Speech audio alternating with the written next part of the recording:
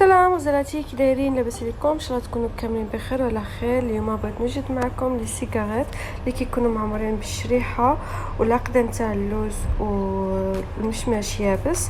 كتجي زوينه بزاف بزاف ولذيذه ومختلفه، يعني تقدروا ديروهم للسيجارات وتقدروا ديروهم بريوات.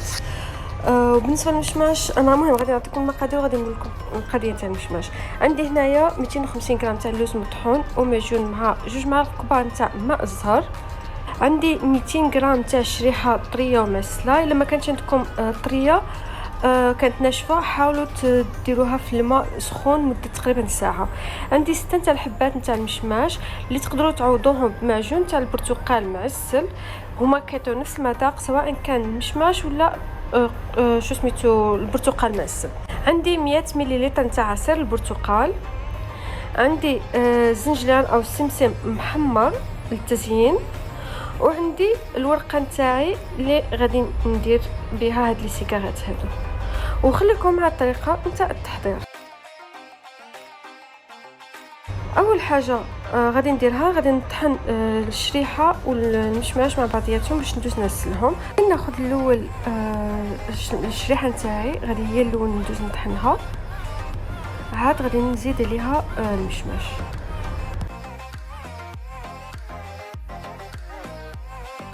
هنا بعد ما دزتو طحنتو غادي ندوز نزيد عليها دوك 6 تاع الحبات نتاع المشماش باش نطحنهم حتى هما. ودابا بعد ما طحنتهم غادي ندوز نعسلهم. هو راه ما تطحنش معايا مزيان بصح فاش غادي يدوز يتعسل غادي يذوب كامل. غادي نديرهم في الطنجره او في كاسرول. غادي نضيف عليهم هذاك العصير نتاع البرتقال كما شفتوا، كما غتشوفوا دابا سوري، عصير نتاع البرتقال 100 مليلتر. وغادي ندوز نضيف فيهم معلقه صغيره نتاع القرفه، نسيت نذكرها لكم هذه، ومعلقه كبيره نتاع السكر. هذه اختياريه، هو اوريدي كيجي الشريحه حلوه، اللي بغى ما يديرهاش ما يديرهاش، واللي بغى يزيد يكثر الحلاوه يكثر الحلاوه على حسب الرغبه نتاعكم. وغادي نضيف فيها واحد القطعه نتاع الزبده باش تكون لينه معايا. المهم هنايا غادي نديرها فوق النار وغادي نقابلها مع التحريك المستمر، ونحاول نفك هذوك الكرات نتاعي وندوب هذيك المشماش نتاعي ندوبه. غادي نبقى هكا مستمره في التحراك حتى تغسل معايا كامله.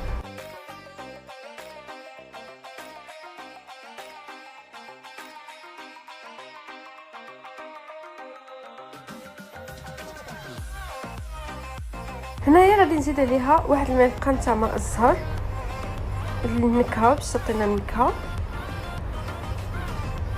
وغادي نبقى مستمره هكا حتى تغسل معايا. هنايا كما شفتوا راه تغسلت معايا مزيان. بغيتو تزيدوا طحنوها، ما بغيتوش راه كافيه هكا راه جات لينه مزيانه. هنايا غادي نضيف هذاك اللوز ديالي اللي معجون بجوج معالق كبار تاع ماء الزهر، وغادي نستعن باليد نتاعي باش يتخلطوا لي مزيان المكونات ويصبحوا جاهزين باش نعمر بهم لي سيجارات نتاعي. تابعوا معايا الفيديو.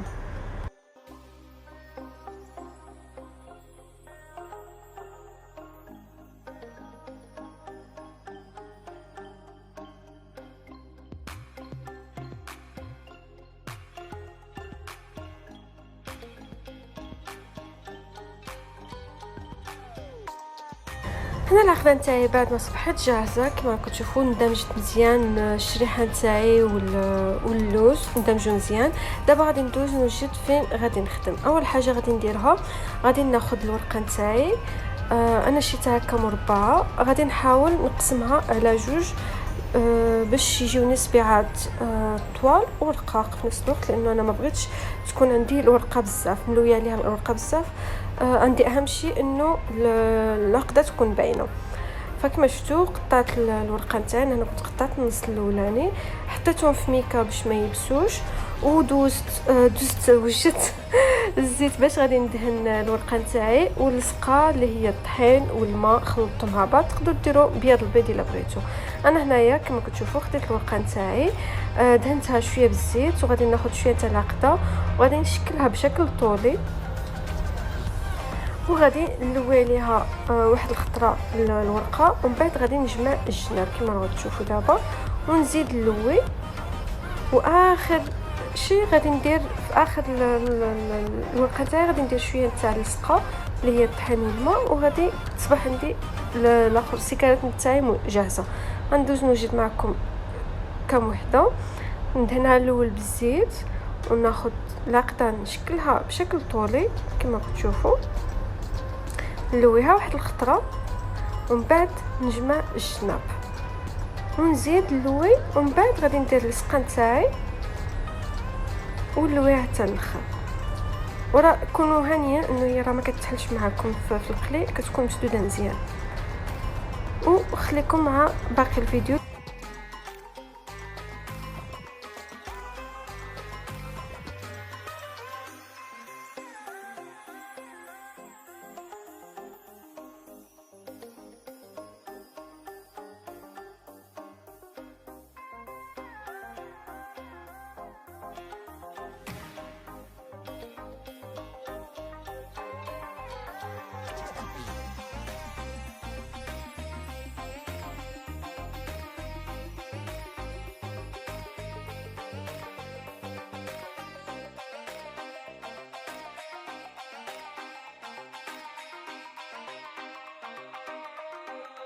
بعد ما وجدت الكميه نتاعي كامله، انا درت كميه بسيطه، ممكن نتوما تضافوا المقادير باش تخرجوا كميه اكثر كما كنتو وجدتهم كاملين.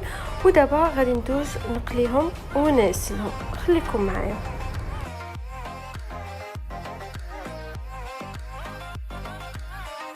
هنا بعد ما سخنت معايا الزيت غادي ندوز نقلي فيها لي سيجاريت، وفي نفس الوقت راني موجده انايا العسل نتاعي والكسكاس اللي غادي نخلي السيجاريت نتاعي يتقطروا فيه.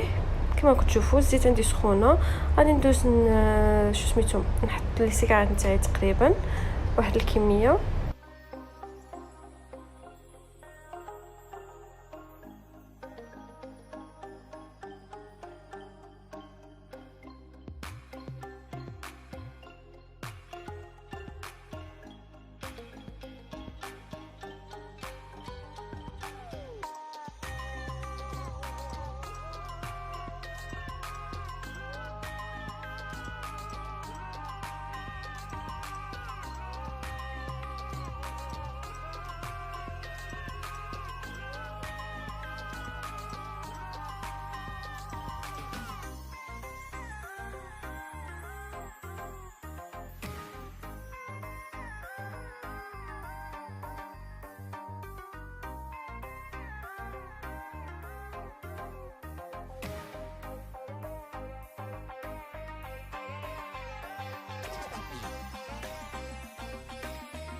كما راكم تشوفوا معايا غادي ندوز نبقى نقلب فيهم باش يذهبوا ليا مزيان. حاولوا انه ما تحمروهمش بزاف، لانه فاش غادي نديروه في العسل غادي عاد يزيدوا يكتسبوا الحموريه اكثر، فحاولوا غير تذهبوهم. المهم غادي نبقى هكا مقابلاتهم في التحراك حتى يوصلوا لهذاك اللون اللي انا بغيتو في جميع النواحي.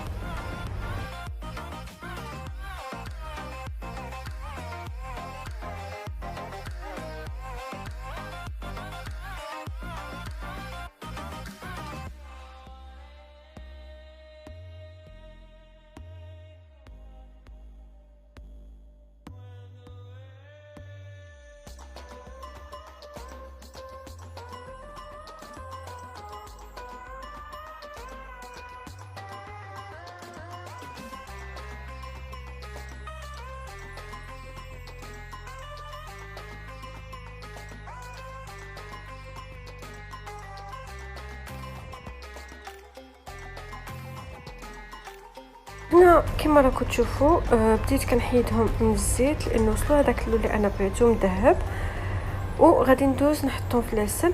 بالنسبه للعسل ماشي تغمسوهم فيهم باش ما يتهرسوا لكمش، لانه كيكونوا مقرمشين مزيان، فحاولوا تهزوا العسل وتكبوها عليهم من الفوق كما كتشوفوا معايا. انا هنايا درت صغيره وحده بغيت نشوف اللون تاعها وجا اللون تاعها زوين، فغادي ندير نفس الشيء لكل شيء. كما راكم تشوفوا كنهز العسل وكنحطها عليهم من الفوق. اللي بغى ما يقليهمش باغي يديرهم في الفران غير يمسحهم شويه مزيان بالزيت ويديرهم في الفران وهكا يكون مقلاهمش، وان فوا يخرجهم من الفران يحطهم في العسل.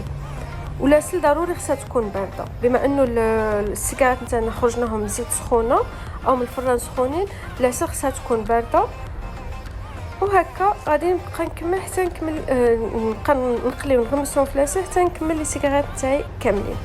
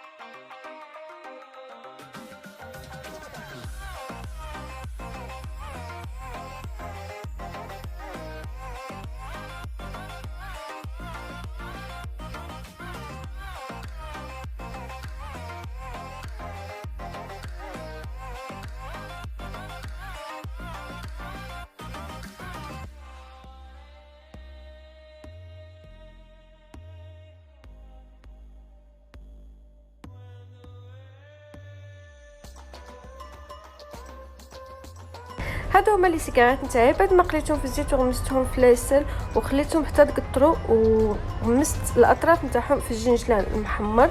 نتمنى تجربوهم وتخلوا لي رايكم في خانه التعليقات لتحت، لانه فعلا البنات كيجيو لذاذ بزاف بزاف وصحيين وكاملين كيعرفوا فوائد والمنافع نتاع الشريحه للجسم ديالنا. وكمان الا كنتوا جداد في القناه تاعي ما تنساوش تشتركوا فيها وتفعلوا جرس التنبيه باش توصلوا بجديد نتاع الفيديوهات تاعي. وما تنساوش البنات بارطاجيو الفيديو مع اكبر عدد ديال اصحابكم وعائلتكم باش اليوتيوب تزيد تدعم القناه نتاعي، كوني انا قناه باقي جديده. كنبغيكم بزاف بزاف، والى فيديو قادم ان شاء الله، ومع السلامه.